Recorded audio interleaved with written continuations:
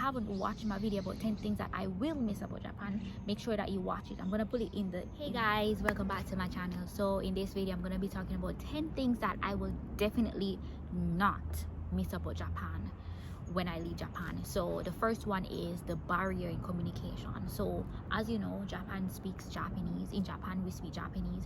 I don't speak Japanese, I only speak English, and I feel like because of that, well, not I feel like, I know because of that, there's usually like a barrier in communication. And even if somebody speaks English, like a Japanese person speaks English, sometimes there are some misunderstanding, and it's like, how did we get here? Like, I did not say that, or I didn't mean that, or something like that. And also I don't like that like communication is not so, like, I don't know how to put it, but it's like when I try to communicate with people, I feel like communication here, the people don't really communicate how they really feel.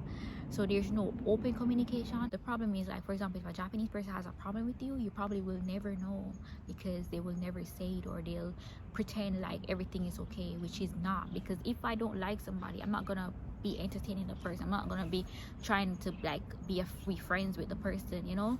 But it's not the same here, because they don't like confrontation. So it's like, okay, let me still talk to this person, let me still pretend like I like this person, and I don't like that. That's two-faced. The second thing is overpriced things. So for example, like, I feel like sometimes when I go into stores, like clothing stores, I'm like, there's no way this top is supposed to be 15,000 yen, because the quality does not match that amount. So there are many things that are very overpriced, not to mention like the fruits. Like when you go in the supermarket, a mango is for 500 yen, or sometimes 1,000 yen, or sometimes they have high quality, or I don't know what they call it, like luxury fruits.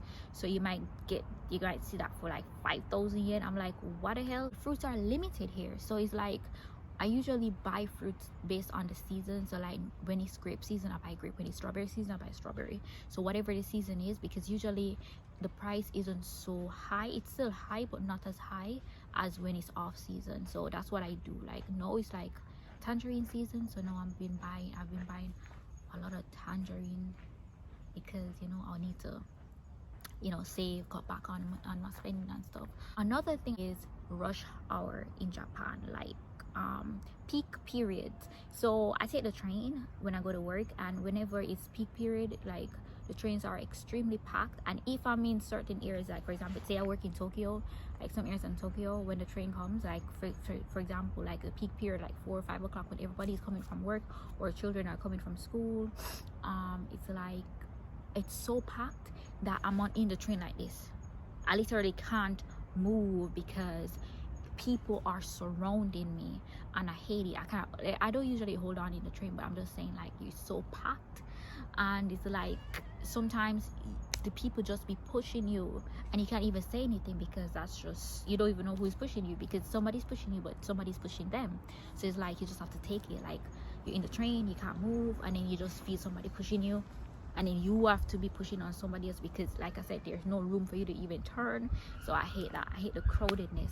I hate, oh, like the city, it's so crowded.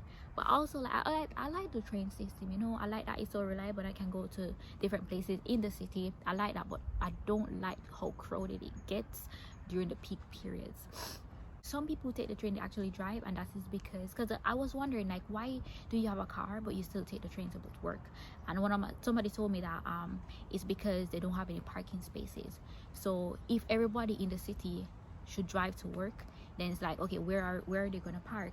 So I couldn't understand that, and I was like very surprised, because I know that, like, for example, in Jamaica, there's no way somebody who drives is gonna go, yeah, let me take the bus. I guess, like, then again, because the buses in Jamaica are so unreliable, so yeah, they can't do that. But like here, people, like even principals and CEOs, managers, they take the train. So this is just them being normal and that, going about the everyday life, you know, taking the train. But I just don't like how crowded it gets. I don't like it. Another thing that I will definitely not miss about Japan is the stairs.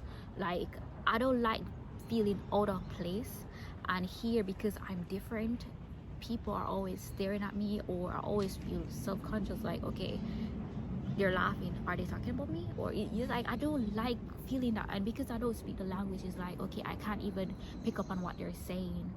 So I can't wait for the day when I go back to, like, I go to a country where I can blend in, because I really want to blend in. I don't want to stand out, honestly. And I feel like because of that here, I can't even express myself in like my fashion and stuff. Like things that I used to wear in Jamaica, I can't wear them in Japan, because I have to not just represent me, but I have to represent my race, I have to represent my gender, I have to represent my country. So it's like I have to dress moderately, and I have to make sure that I'm always following the rules and just be like a very good gaijin, a very good foreigner here, which puts pressure on me. Like I can't be bothered sometimes. I will definitely not miss the size of the apartments or the houses here. Like in some areas you can definitely get like a good sized house or apartment, but it's gonna cost you an arm and a leg. They build apartments or houses in like 3 months or less. Literally, I'm not exaggerating. Like I can just see like they're putting up scaffolding, and then within a month I see, okay, whatever they're building, it's finished. Like it's just so fast, and then it's so small at the same time too. I don't know, man. I won't miss that, because I feel like I don't like not being able to like move around freely in an apartment. I don't like that I have to worry about, okay, how loud I'm sounding. I actually will miss the quietness about Japan. I forgot to put that in my videos about things that I will miss about Japan. I miss because even people who have left Japan and gone overseas, they're saying that they really miss how quiet and peaceful Japan is. Like here, I'm in the park, you don't hear anything apart from like the leaves falling and birds and all of that. But yeah, Japan is so quiet, and in the trains you don't be hearing people talking on the phone, you don't be hearing people don't play, we can't play music in the trains. So it's like, you know. But anyways, that's for the other video. Let me get back to things that I will not miss about Japan. I will not miss the well, it's difficult for me to find clothes here, like things that I actually like. So the stores are limited, so it's not like I can just go to a mall and I'll find things that I like. Not really. I'm gonna have to be searching and searching and searching for me to see something that I will definitely want to buy. In terms of clothes, like of course like pants and stuff maybe, but like top and dresses and stuff is like, it's totally different, because for the Japanese people, they wear like bigger clothes, and I wear things that are maybe more fitted, and things that I think are, I don't know how to put it, but my style and their styles are totally different, and that is okay, you know. But it's just that I can't find, unless I go to like an H&M or a Zara or Forever 21 when they were in Japan. But otherwise from that, it's hard for me to like go to a store and find something that I genuinely like. I found a very affordable store where I used to live, but it's not like I could, like, you know, I could get clothes from there, but still like majority of the stuff that they sold wasn't my cup of tea. I will definitely not miss the overpriced salons. So when I want to do my hair, if I should go to a Japanese person, I'm gonna be charged like 30,000 yen, 40,000 yen, depending on the style that I want. Plus the styles that I would want, it's limited. So it's not like I can go to them and say, oh, I need my hair to be cornrowed, or I need to do passion twist. No, it's very limited on what they can do. So it's not like there are not many options for my type of hair here, unless I go to like a person like who is doing it here on the side, but not like a professional, like someone who actually went to beauty school. I don't have that luxury here. And also like doing your nails here, it's so expensive. I think maybe it coincides with the States, but I know like in Jamaica it's so cheap. Well, it's way less money to get your nails done and all of that, to be groomed. But here, everything, if you go to get some like wax your body, your private parts, it's gonna be like 10,000 yen. If you go to get your nails done, you're gonna start at 5,000 yen. The more design, like if you want 2 colors, it goes up, and then they charge per finger. So it's like, what? These people really know how to upsell, like seriously. Also, what I will definitely not miss is the fact that sometimes when you go to places, you can actually feel the tension.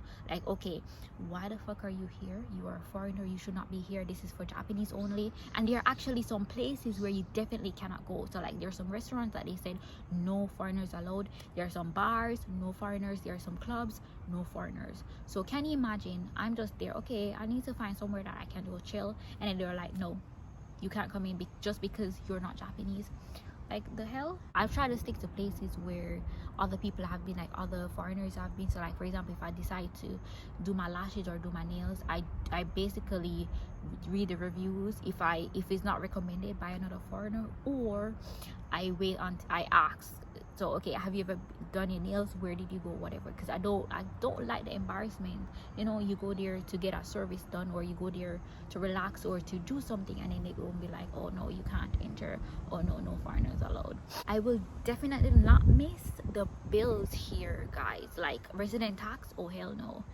Health insurance, oh hell no. Pension, I'm not gonna even retire in this country, hell no. Key money, hell no. Key money is what they charge you when you're moving into an apartment. So it's like, for my key money, I paid 161,000. So when I came to Japan, I had to pay 161,000 to move into my apartment, which included like, for example, cleaning fee.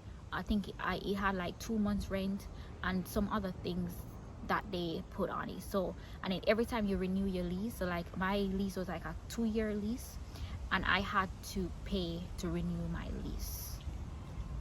Yeah, so that's another thing. You have to, it's like you're gifting the landlord money for you to live there, even though you're paying your rent every month. So it's just like, I don't know, it just, here is like they're all about taking, let me take your money. Anyway, so that is one reason why I didn't even leave my apartment, because I was like, it doesn't make any sense for me to pay another key money, so much money, to just move into another small ass place. Oh hell no. So I did not relocate until I had to, because I left my job. I actually touched on the next part, which is expensive housing, or expensive, when it's very, very expensive to move. So if you want to move from point A to point B, you have to probably hire movers. You're gonna have to pay key money to the new landlord. If you want to get rid of furniture, you're gonna have to pay a lot of money to get rid of it, or to get it sold or something. And also, like when I was moving out, you're gonna eat like I had a very horrible encounter with my housing company, because I accidentally left like a line rod, because in Japan you actually hang your clothes on the balcony. So you know, like that's, yeah, in a first world country, you hang your clothes on the balcony so everybody can actually see your clothes. So I accidentally left it there because it was outside, so I didn't remember it, but I cleared up my entire apartment. So when they saw it, they were like, okay, you left this. And I was like, okay, can you dispose of it for me? But according to them, if I had used them to dispose of the thing, I would have to pay like maybe 3,000 yen for them to just throw away my thing. Can you imagine? To just dispose of the garbage. Whenever you decide to move to Japan, or you're gonna change your apartment or whatever, make sure that you have like videos of the actual apartment before you move in, and you have like some timestamp on it or some dates on it, because these people are gonna try and get money out of you any way possible. If you guys want to hear how my housing company situation went, let me know, and I'll do like a story time of, I'm still like going through the different thing, but it's at this final stages, because I was like, there's no way I'm gonna pay for something that I know I did not do. But anyways, that's a different story. But if you guys want to hear that story from start to finish, let me know, and I'll do a separate video for that. But anyways, yeah, so they're gonna try and milk you in every possible way, because literally the landlord is the person who hires the freaking garbage disposal company. Because I didn't even know that. I thought it was like the city or something, but it's like I'm still like a little confused about the whole situation. But it's like they were saying, oh, okay, so I wanted to dispose of my toaster. I had a very small toaster, and they were like, okay, the landlord did not doesn't pay for toasters to be disposed of, or some foolishness. I'm like, oh my god, these people make every freaking thing so impossible, because they could take my pot, they could take they were like, okay, they don't take appliances. If they don't take appliances, why did they take a rice cooker?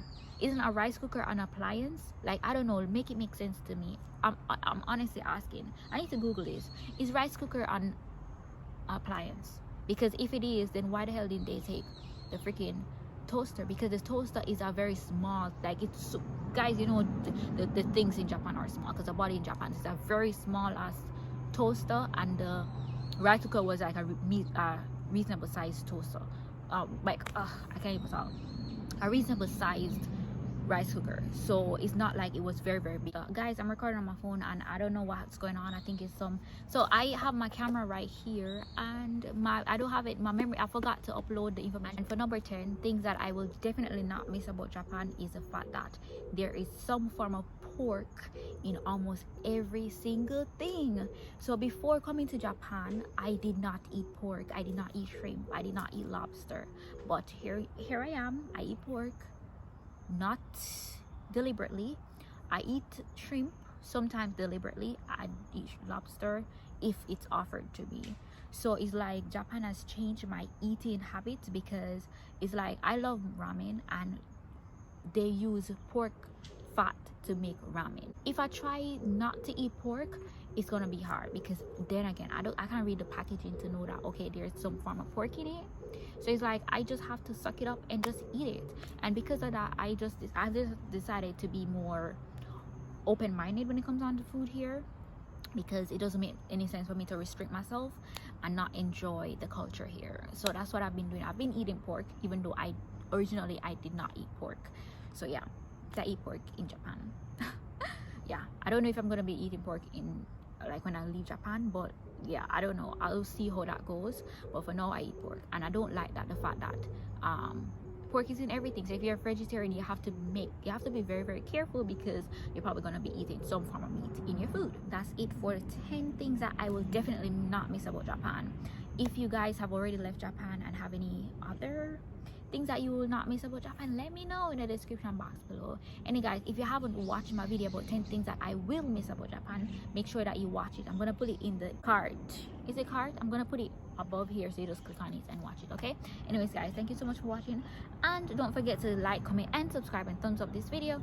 Thumbs up, yeah, thumbs up this video. So like this video, okay, subscribe, turn on your notification bell, and I will see you in the next video.